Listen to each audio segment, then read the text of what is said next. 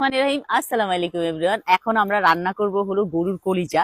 তো প্রথমে দিয়ে দিলাম হলো তেল, এখন দিয়ে দিব হলো পেঁয়াজ, দিয়ে দিব হলো আদা বাটা, এখন দিয়ে দিব হলো রসুন বাটা, এখন দিয়ে দিব লং এলাচ তেজপাতা, এখন দিয়ে দিব হলুদের গুঁড়া,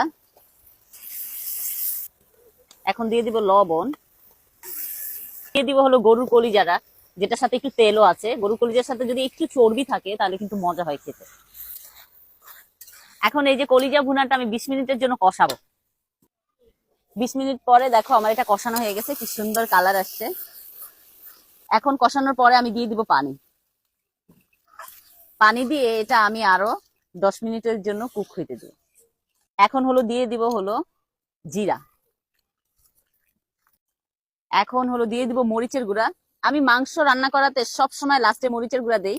এটা হলো আমি আমার আম্মার থেকে শিখেছি।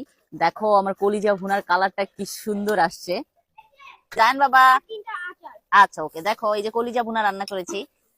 হ্যাঁ, এটা তোমার জন্য রান্না করেছি, দেখো ইয়াম্মি লুক। ইয়েস। তো এই যে সুন্দর কলিজা ভুনাটা রান্না হয়ে গেছে মাটির চুলায়। Thank you so much for watching my video. Bye by.